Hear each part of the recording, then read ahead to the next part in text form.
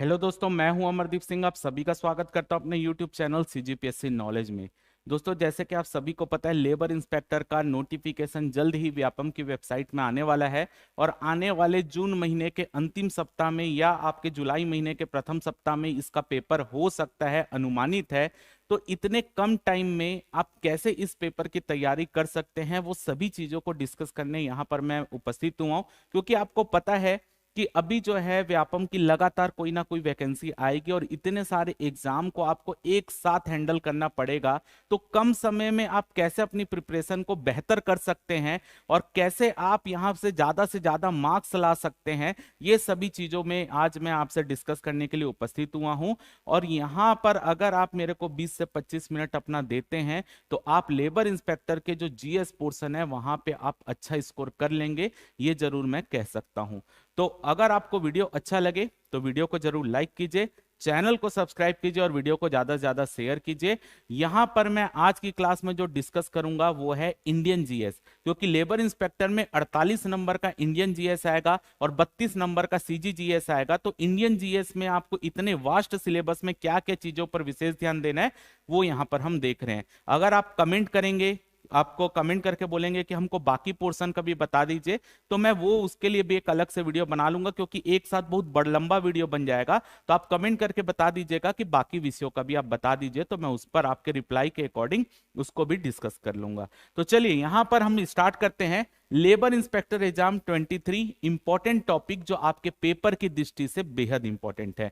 तो टोटल आपको आज मैं इंडियन जीएस का बताऊंगा और इंडियन जीएस 48 मार्क्स का आपके पेपर में आने वाला है। तो सबसे पहले हम ये देखते हैं, इंडियन जीएस के सिलेबस में देखें तो सबसे पहला टॉपिक है भारत का इतिहास व स्वतंत्रता आंदोलन। इतना वास्ट सिलेबस है भारत के इतिहास, उसमें किन किन टॉपिक से व्यापम पेपर में प्रश्न पूछता है। मैं अपने एक्सपीरियंस के अकॉर्डिंग आपको यहां पर बता रहा हूं कि आपको इन टॉपिक पर ज्यादा ध्यान देना चाहिए। जो व्यापम के एग्जाम पैटर्न है वो इन टॉपिक से ज्यादा प्रश्न पूछता है। तो आपको पूरे चीजें तो पढ़ना है, लेकिन किन मुद्दों पर विशेष ध्यान देना है वो चीज यहां पर मैं बता रहा हूं, जहां से क्वेश्चन अधिकतर बनते हैं पेपर में।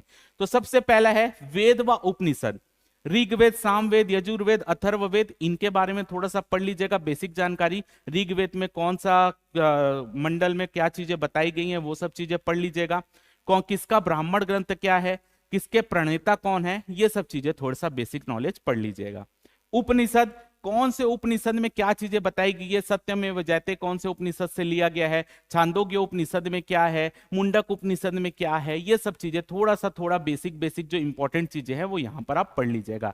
बाकी यहां से ज्यादा डिटेल में क्वेश्चन नहीं आ रहे, केवल वन लाइनर टाइप का आएगा, आपका आसानी से अगर आप ऊपर ऊपर भी पढ़ते हैं बन जाएगा। अब है जैन धर्म व बौद्ध धर्म। जैन धर्म और बौद्ध धर्म में आपको किस विषय पर विशेष ध्यान देना है। पहले गौतम बुद्ध की आपको जीवन परिचय पता होना चाहिए, महावीर स्वामी का जीवन परिचय पता होना चाहिए कि उनका जन्म क्या कहाँ हुआ, या उनकी मृत्यु कहाँ हुई, कब हुई, कौन से स्थान में, ये सब चीजें पता होनी चाहिए। इसके अलावा जैन धर्म की कौन कौन सी परिषद कहाँ हुई है, कौन से सन में हुई है, किसके नेतृत्व में हुई है, ये सब चीजें पढ़िएगा। कौन सी बौद्ध संगति कहाँ हुई है, किसके नेतृत्व में हुई है, या कौन उस समय राजा थे, कब हुई है, ये सब चीजें पढ़ लीजिएगा। यानी बौद्ध संगति और जैन परिषद के बारे में आपको पता होना चाहिए। इसके अलावा जैन धर्म और बौद्ध धर्म के जो भी सिद्धांत है, केवल उन सिद्धांतों को आपको पता होना चाहिए कि प्रतीत्य समुत्पाद का सिद्धांत कौन से दर्शन से रिलेटेड है, अनेकांतवाद का सिद्धांत कौन से दर्शन से रिलेटेड है, अष्टांगिक मार्ग किस में बताया गया है, इसके अलावा त्रिरत्न का कॉन्सेप्ट किस में है, तो ये सब चीजें, त्रिपिटक का कॉन्सेप्ट किस में है, ये सब चीजें पता होनी चाहिए। भले उसके अंदर का आपको ना पता हो कि प्रतीत्य समुत्पाद का मतलब क्या होता है, भली ना पता हो, लेकिन यह जरूर पता होना चाहिए कि प्रतीत्य समुत्पाद कौन से दर्शन या धर्म से रिलेटेड है। ये कोट आपको समझ आ गया सब चीज। अब देखिए कि यहां से सिद्धांत से आपसे केवल सिद्धांत देके पूछ लेगा कौन से दर्शन से है, तो अंदर नहीं भी पढ़ेंगे चल जाएगा। आगे देखिए, प्रमुख राजवंश, संस्थापक और राजधानी। भारत में जितने भी राजवंश रहे हैं उसके संस्थापक कौन है और उनकी राजधानी कहां है, वो चीज आपको पता होनी चाहिए। यहां से एक नंबर का क्वेश्चन बन सकता है। अगला है चोल वंश की प्रशासनिक, सैन्य व कला। चोल वंश की प्रशासनिक व्यवस्था के बारे में आपको पता होना चाहिए कि कौन सा अधिकारी क्या काम करता था। इसके अलावा सैन्य व्यवस्था, जो क्योंकि चोल वंश की नौसेना बहुत फेमस थी, उनकी नौसेना के बारे में पता होना चाहिए आपको। इसके अलावा कला, कि चोल वंश में जैसे कांस्य की नटराज मूर्ति मिली है, ये सब चीजें आपको पता होनी चाहिए। तो चोल वंश स्पेशली यहां से क्वेश्चन पेपर में पूछा जाता है, इसलिए मैंने चोल वंश इन राजवंश से अलग लिख कर दिया है कि चोल वंश पर विशेष ध्यान देना। आगे, मध्यकालीन प्रमुख युद्ध व संधि। मध्यकाल में जितने भी युद्ध हुए हैं, प्लासी का युद्ध, पानीपत का युद्ध, हल्दी घाटी का युद्ध, या कोई भी युद्ध हुआ है, वो युद्ध कब हुआ, किनके बीच हुआ, क्या रिजल्ट हुआ। अगर युद्ध कोई संधि के साथ समाप्त हुआ है तो कौन सी संधि के साथ कौन सा युद्ध समाप्त हुआ है, ये चीजों पर विशेष ध्यान दीजिएगा। 1 नंबर का 100% यहां से क्वेश्चन बनता है। आगे देखिए, सल्तनत काल। सल्तनत काल में आपको किस विशेष कौन कौन से वंश पर विशेष ध्यान देना है। पहले तो सल्तनत काल की प्रशासनिक व्यवस्था पढ़ लीजिएगा कि कौन सा अधिकारी क्या काम करता था।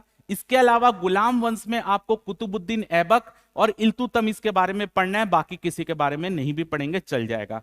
इसके अलावा खिलजी वंश में अलाउद्दीन खिलजी के बारे में पढ़ना है। अलाउद्दीन खिलजी के बारे में आप जितना पढ़ ले उतना काफी है। बस अलाउद्दीन खिलजी के बारे में आपको पता होना चाहिए कि उनकी क्या क्या व्यवस्था थी, दक्षिण भारत अभियान क्या था, उनकी बाजार व्यवस्था क्या थी, ये सब चीजें थोड़ा सा पढ़ लीजिएगा। तुगलक वंश में मोहम्मद बिन तुगलक और फिरोज तुगलक के बारे में पता होना चाहिए, और इनके अनुवाद विभाग के बारे में आपको थोड़ा सा जानकारी रखना है। तो सल्तनत काल में आप इतना करें चल जाएगा। इसके अलावा मुगल काल। मुगल काल में जितने भी युद्ध हुए हैं, मुगल काल की जितनी भी स्थापत्य कला है, जैसे कि मकबरे बने हैं, उनके जो है ताजमहल बना है, जामा मस्जिद बना है, मोती मस्जिद बना है, कई सारे महल का निर्माण हुआ है, तो वो सब चीजों के बारे में पढ़ लीजिएगा। मुगल काल की प्रशासनिक और साहित्य व्यवस्था, मुगल काल की जो प्रशासनिक व्यवस्था रही है, कौन कौन से अधिकारी थे वो पढ़ लेंगे। मुगल काल में आपको पता है अकबर के समय कई सारे साहित्य लिखे गए, तो वो सब पढ़ लीजिएगा कि अकबर के नौरत्न कौन है वो देख लीजिएगा। अकबर के विशेषकर अकबर ने क्या क्या काम किए हैं उसको देख लीजिएगा। दीने इलाही कब चालू किया, मजहर की घोषणा कब की, ये सब चीजें जो बेसिक नॉलेज है वो देख लीजिएगा। इनकी विशेषकर मुगल काल की चित्रकला को जरूर देखिएगा कि कौन जहांगीर के समय क्या थी, शाहजहां के समय क्या थी, किसने यूरोपीय नीति को अपनाया था चित्रकला में, ये सब चीजों को थोड़ा सा देख लीजिएगा। तो मुगल काल में आपको बाबर, ये हुमायूं, ये सब पूरा पढ़ने की आवश्यकता नहीं है, केवल उनके युद्ध पढ़ेंगे और साथ साथ उनके मकबरे कहां थे। जिसको कौन से राजा को पूरा पढ़ना है, अकबर को पूरा पढ़ना है। बाकी युद्ध तो जिनके काल में जो जो हुआ है वो सब पढ़ेंगे आप। मराठा काल में शिवाजी से 100% क्वेश्चन पूछा जा रहा है। शिवाजी के अष्टप्रधान हो, या शिवाजी ने जो भी युद्ध में शामिल हुए, या शिवाजी ने जो भी संधि की, वो पूछा जा रहा है। इसके अलावा शिवाजी के बाद जो पेशवा हुए हैं, बाजीराव प्रथम द्वितीय, इनके कौन कौन से युद्ध हुए, या इन्होंने अंग्रेजों के साथ कौन कौन सी संधि की, या अन्य राजवंश के साथ कौन कौन सी संधि की, वो सब आप पढ़ के जाइएगा। 1 नंबर व्यापम 100% यहां से दे रहा है।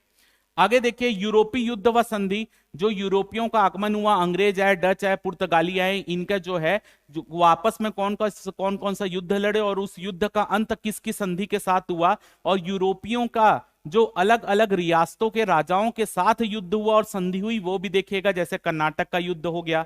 ठीक है, ये सब आप थोड़ा सा देख लीजिएगा।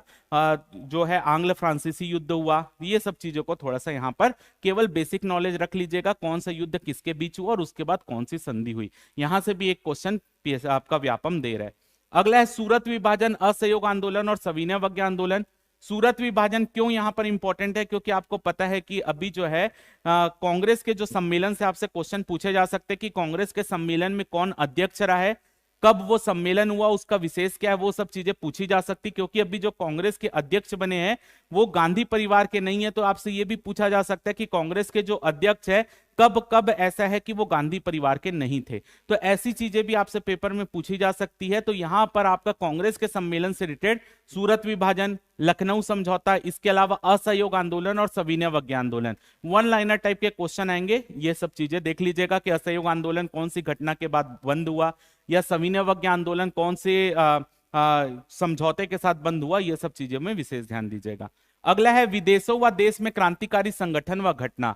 विदेशों में जो भी क्रांतिकारी संगठन बने, जैसे गदर पार्टी बनी है, ठीक है। इसके अलावा जो देश में देखेंगे तो आप कई सारे संगठन बने, क्रांतिकारी संगठन, सावरकर जी से रिलेटेड क्रांतिकारी संगठन, तो कई सारे संगठन यहाँ पे बने हैं, जैसे हिंदुस्तान सोशलिस्ट रिपब्लिकन पार्टी। ये सब चीजें संगठन के बारे में पढ़ लीजिएगा। लाहौर षड्यंत्र केस आपका, उसके अलावा जितने भी काकोरी षड्यंत्र केस, जितने भी आपके षड्यंत्र केस आप पढ़ते हैं, वो कौन से षड्यंत्र केस में कौन शामिल था और क्या विशेष घटना हुई थी, उन चीजों पर विशेष ध्यान दीजिएगा। 1 नंबर का क्वेश्चन यहां से बन सकता है।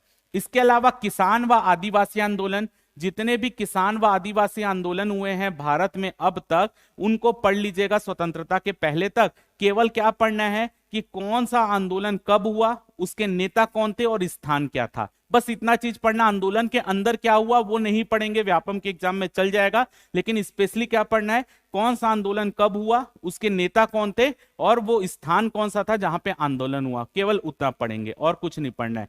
इसके अलावा जितने भी स्वतंत्रता आंदोलनकारी के जो भी साहित्य हैं वो सब पढ़ के जाएंगे, जैसे कि आप सुभाष चंद्र बोस के कौन कौन से साहित्य है वो पढ़ लीजिएगा।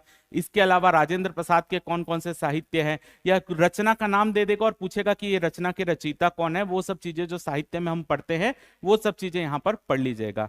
ठीक है, तो यहां से क्वेश्चन बन सकता है। इसके अलावा रियासत का विलय, रियासत में आपको पता है कि 3 रियासत जो हैदराबाद थी, जम्मू कश्मीर थी या जूनागढ़ थी, उनका विलय कैसे हुआ, ये सब चीजें पढ़ लीजिएगा। तो इंडियन हिस्ट्री में आप इतना टॉपिक करके जाते हैं तो लगभग लगभग लेबर इंस्पेक्टर के एग्जाम में यहां से 8 क्वेश्चन लगभग बन सकते हैं। तो 8 क्वेश्चन में लगभग लगभग इन्हीं टॉपिक से प्रश्न पूछे जाते हैं, तो इन टॉपिक पर विशेष ध्यान दीजिएगा। बाकी को एक नजर मार के भी जाएंगे चल जाएगा, लेकिन 8 नंबर लगभग लगभग इंडियन हिस्ट्री से आता है। चलिए अगला सेक्शन देख लेते हैं। यहां पर अगला सेक्शन है यहां पर जो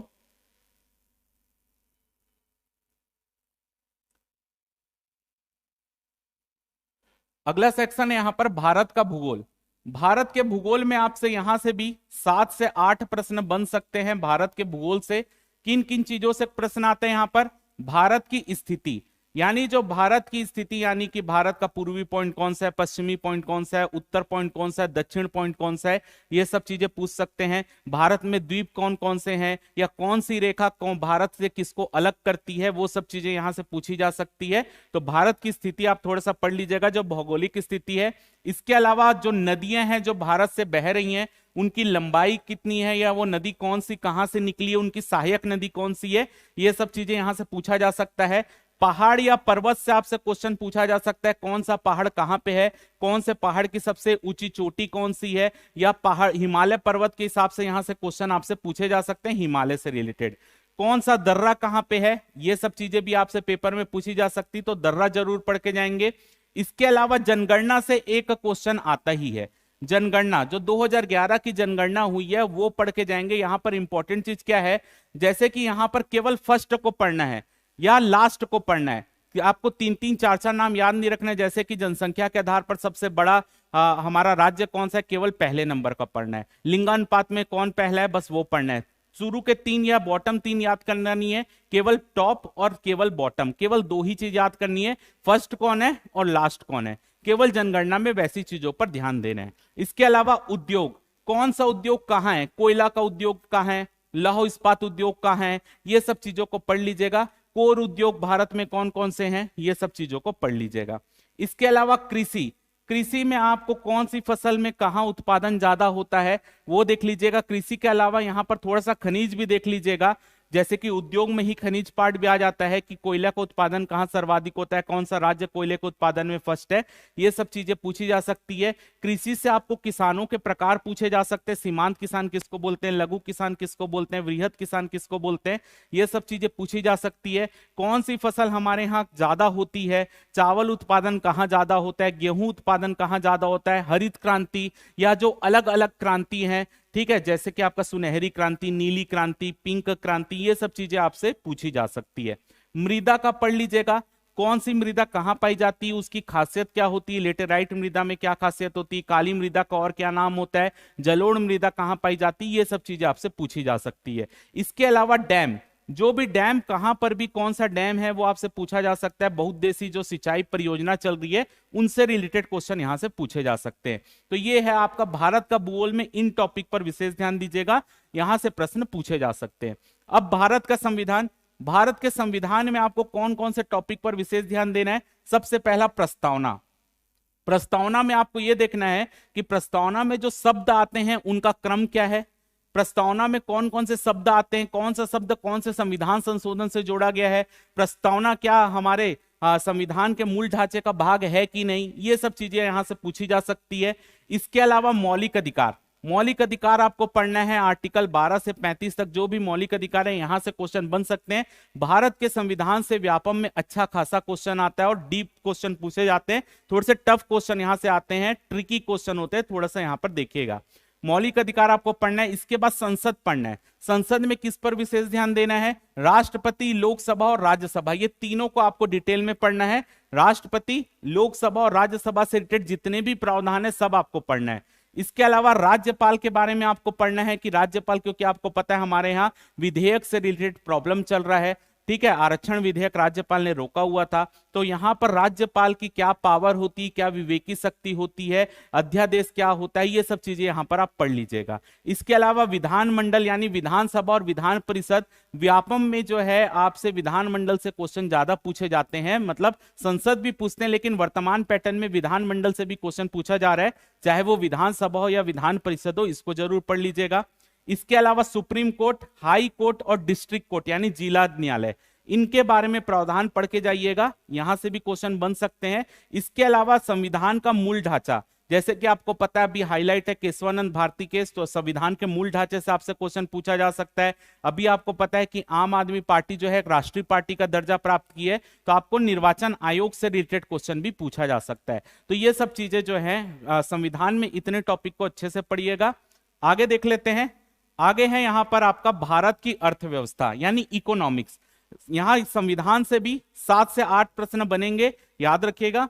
इकोनॉमिक्स जो है आपका 5 से 6 क्वेश्चन इकोनॉमिक्स का वेटेज रखता है, लेकिन भारत की जो अर्थव्यवस्था है वहां पर डेटा पार्ट से क्वेश्चन बहुत कम पूछे जाते हैं, तो डेटा याद करने में ज्यादा समय व्यर्थ मत कीजिएगा कि भारत का बजट पढ़ लें या भारत का इकोनॉमिक सर्वे पढ़ लें, वो आपके काम नहीं आएगा, ठीक है। यहाँ पे व्यापम ज्यादा वहां से क्वेश्चन नहीं पूछता। तो इंपॉर्टेंट चीज क्या है? पंचवर्षीय योजना पढ़ के जाना है। पंचवर्षीय योजना में पहली और दूसरी पंचवर्षीय योजना की कृषि का किसमें सबसे ज्यादा कृषि में ध्यान दिया गया, या उद्योगों में कौन सी योजना में सबसे ज्यादा ध्यान दिया गया, ये सब चीजें पंचवर्षीय योजना से रिलेटेड पढ़ के जाना है। पूरी पंचवर्षीय योजना में क्या प्रावधान है वो सब नहीं पढ़ना है। कौन सी पंचवर्षीय योजना कब से चालू हुई, कब तक चली, कौन से पंचवर्षीय योजना, चलिए तो ये पंचवर्षीय योजना हो गया। पंचवर्षीय योजना, पहली दूसरी पंचवर्षीय योजना में विशेष ध्यान देना है, यहां से प्रश्न आ रहा है। इसके अलावा है आपका मौद्रिक नीति। मौद्रिक नीति के अंतर्गत आपको बैंक के बारे में भी पढ़ना है कि आरबीआई क्या करता है, आरबीआई की स्थापना कब हुई है, या अन्य बैंकों की स्थापना कब हुई है, ये सब मौद्रिक नीति के अंतर्गत ही मैंने गिना हुआ है। इसके अलावा मौद्रिक नीति में repo rate, reverse repo rate, SLR, CRR, ये सब क्या होता है, इनके बढ़ने घटने से अर्थव्यवस्था में क्या प्रभाव पड़ता है, ये सब चीजों को थोड़ा सा देख लीजिएगा। वर्तमान में रेपो रेट कितना है, रिवर्स रेपो रेट कितना, आपके पेपर के पहले के टाइम का देख के जाइएगा। आगे देखिए राजकोषीय नीति। राजकोषीय नीति के अंतर्गत जीडीपी किसको बोलते हैं, एनडीपी क्या होता है, जीएनपी क्या होता है, एनएनपी क्या होता है, या पर कैपिटा इनकम क्या होता है, यानी सकल राष्ट्रीय उत्पाद क्या होता है, सकल घरेलू उत्पाद क्या होता है, ये सब चीजों को थोड़ा देख के जाइएगा। इनके जो सूत्र होते हैं, फॉर्मूला होते हैं कि जीडीपी किसको बोलते हैं, क्या जोड़ने से जीडीपी आ जाता है, किसमें मूल्यह्रास को घटाने से जीडीपी आता है, ये सब चीजों को आपसे पेपर में पूछा जा सकता है। तो इन चीजों को याद रखिएगा। प्रति व्यक्ति आय किसको बोलते हैं, जीडीपी किसको बोलते हैं, एनडीपी, जीएनपी, एनएनपी, ये क्या होते हैं, इनको जरूर पढ़ के जाइएगा।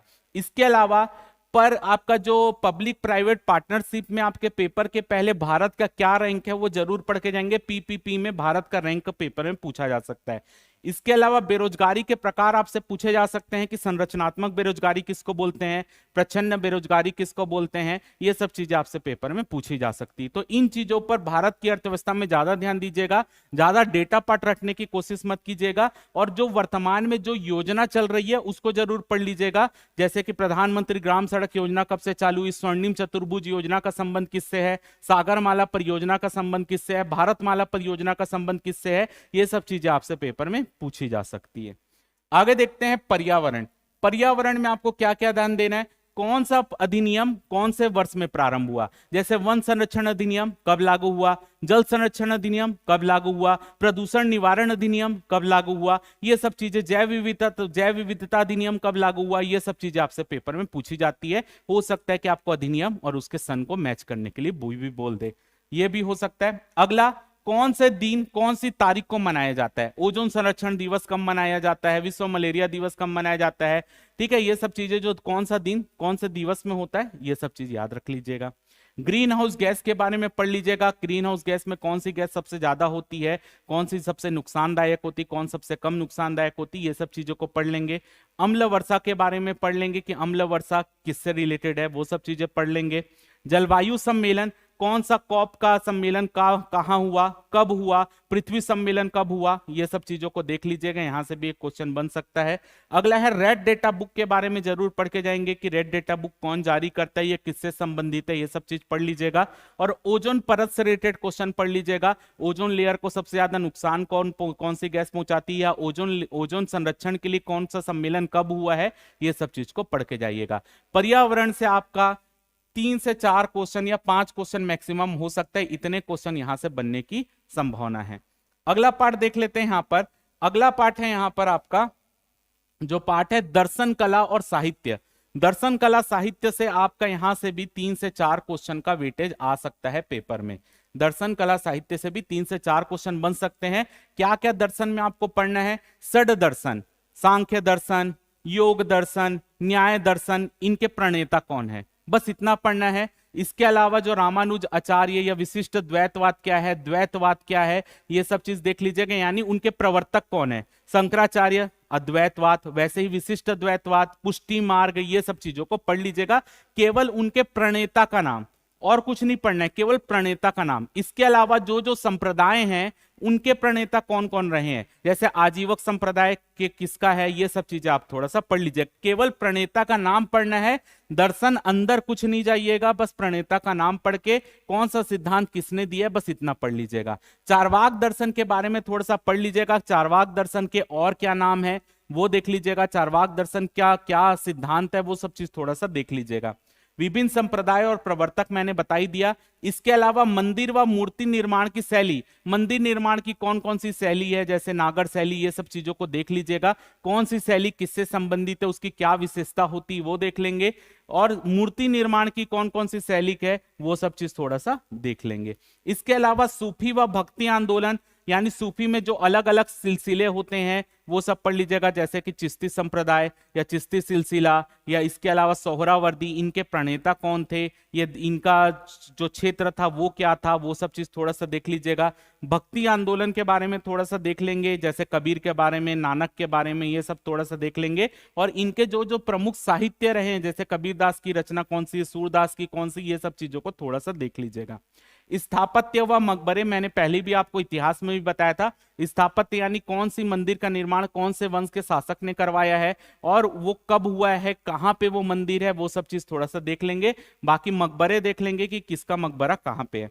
जनजाति का निवास स्थान जरूर पढ़ लेंगे। भारत में जो अलग अलग जनजाति पाई जाती है वो कौन से राज्य से संबंधित है, इन चीजों को थोड़ा सा देख लेंगे। अब यहां पर है विज्ञान का पार्ट।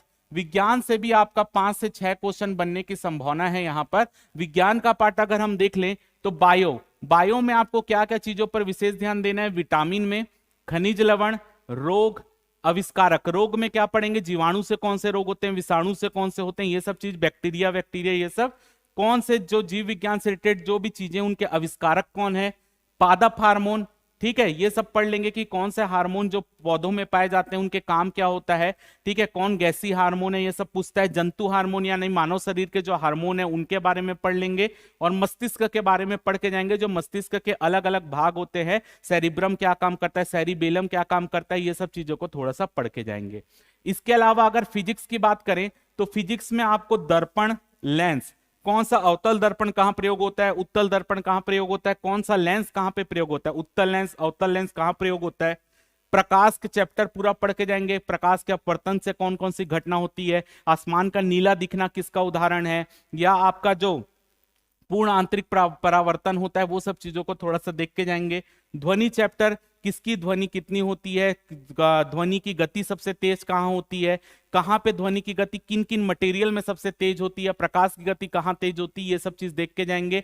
प्रकाश वर्ष के बारे में पढ़ के जाएंगे, जो विभिन्न इकाइयां होती हैं, यानी जो आपकी यूनिट होती है, जैसे कि लंबाई का मात्रक मीटर होता है, सेंटीमीटर होता है, वैसे ही हर यूनिट का मात्रक क्या क्या होता है वो जरूर देख के जाएंगे।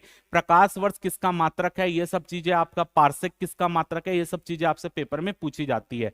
थर्मामीटर के बारे में आप पढ़ के जाएंगे कि या जो थर्मामीटर होता है फ़ारेनहाइट होता है, सेल्सियस होता है, ये सब चीजों का जो कन्वर्ट वाला फॉर्मूला होता है वो जरूर पढ़ के जाइएगा, यहां से क्वेश्चन बन सकता है। और विभिन्न आविष्कारक जो फिजिक्स के अलग अलग उपकरण बने उसके आविष्कारक कौन है वो पढ़ के जाएंगे। इसके अलावा केमिस्ट्री, केमिस्ट्री में गैसेस के बारे में जरूर पढ़ के जाएंगे, अश्रु गैस क्या होती है, नोबल गैस क्या होती है, अक्री गैस क्या होती है, ये सब चीजें आपसे पेपर में पूछी जाती है, हास्य गैस क्या होती है, ये सब चीजें आपसे पेपर में पूछी जाती है। इसके अलावा जो कन्वर्टेबल होता है, कौन कौन सी अवस्था में ठोस रहता है, कौन कौन सी अवस्था में गैस हो जाता है, कौन कितने डिग्री सेल्सियस में ठोस गैस में परिवर्तन होता है या वाष्प बन जाता है, ये सब चीजें आपसे जो कन्वर्ट होता है स्टेज का उनका, वो आपसे पूछा जा सकता है। इसके अलावा विद्युत चालकता, कौन से धातु की विद्युत चालकता ज्यादा होती है, किसकी कम होती है, ये सब चीजें आपको एक उसमें दे देगा बढ़ते या घटते क्रम में, उसको आपको जमाने बोलेगा।